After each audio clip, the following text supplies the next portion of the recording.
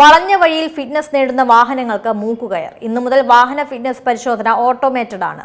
കേന്ദ്ര സർക്കാരിന്റെ നിർദ്ദേശപ്രകാരമാണ് സംസ്ഥാനവും ഓട്ടോമേറ്റഡ് വെഹിക്കിൾ ടെസ്റ്റിംഗ് സ്റ്റേഷനുകളിലേക്ക് നീങ്ങുന്നത്. പ്രത്യേകം ശ്രദ്ധിക്കണം, ലൈസൻസ് മാത്രമല്ല, വളഞ്ഞ വഴിയിൽ ഫിറ്റ്നസ് നേടുന്ന വാഹനങ്ങൾക്ക് മൂക്കുകയർ വരുന്നു. ഇന്നു മുതൽ വാഹന ഫിറ്റ്നസ് പരിശോധന ഓട്ടോമേറ്റഡ് ആണ്. കേന്ദ്ര സർക്കാരിന്റെ നിർദ്ദേശപ്രകാരമാണ് സംസ്ഥാനവും ഓട്ടോമേറ്റഡ് വെഹിക്കിൾ ടെസ്റ്റിംഗ് സ്റ്റേഷനുകൾ പരീക്ഷിക്കുന്നത്. എന്നാൽ ഇത്തരത്തിലേക്കുള്ള ഒരു സംവിധാനത്തിലേക്ക് മാറുമ്പോൾ വിജയശതമാനം എത്രയാകുമെന്ന ആശങ്ക നിലനിൽക്കുന്നുണ്ട്. ഇതിൽ പരാജയമുണ്ടാകാൻ സാധ്യതയുണ്ടെന്നും വിലയിരുത്തലുണ്ട്. യന്ത്രവൽകൃത സംവിധാനങ്ങളിലേക്ക് വാഹനത്തിന്റെ സസ്പെൻഷൻ, ബ്രേക്ക്, സ്റ്റിയറിംഗ്, ലൈറ്റുകൾ തുടങ്ങി സർവ്വഘടകങ്ങളും കമ്പ്യൂട്ടർ നിയന്ത്രിത യന്ത്ര സംവിധാനത്തിലൂടെ വിലയിരുത്തപ്പെടുമെന്നതാണ് ഇതിന്റെ പ്രത്യേകത. ഇതിൽ ടെസ്റ്റ് പാസ്സാകണമെങ്കിൽ നല്ല രീതിയിൽ പരിപാലിക്കുന്ന വാഹനങ്ങൾക്ക് മാത്രമായിരിക്കും സാധിക്കുക. കേന്ദ്ര സർക്കാരിന്റെ നിർദ്ദേശപ്രകാരമായതുകൊണ്ട് തന്നെ കടുത്ത രീതിയിൽ തന്നെയായിരിക്കാം പരിശോധന. ടെസ്റ്റിംഗ് കേന്ദ്രങ്ങൾ തുടങ്ങാത്ത സംസ്ഥാനങ്ങളിൽ ഫിറ്റ്നസ് ഫീസ് സ്വീകരിക്കുന്നത് കേന്ദ്ര സർക്കാർ നിർത്തിവച്ചിരിക്കുകയാണ്.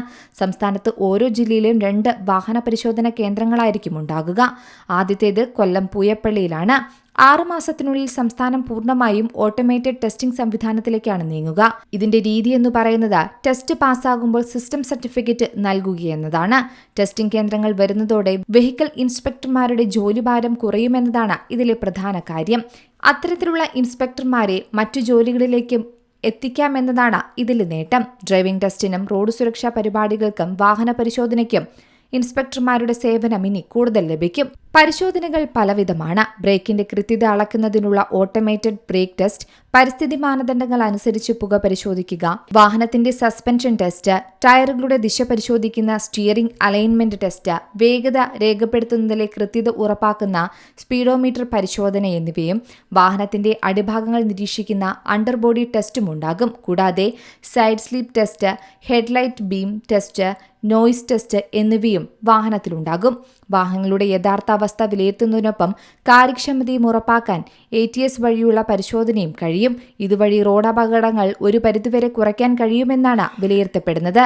News desk Zee Malayalam news. ഏറ്റവും പുതിയ വാർത്തകളും വിശേഷങ്ങളും വിരൽത്തുമ്പിലറിയാൻ സീ മലയാളം ന്യൂസ് എല്ലാ ഡിജിറ്റൽ പ്ലാറ്റ്ഫോമുകളിലും ലഭ്യം.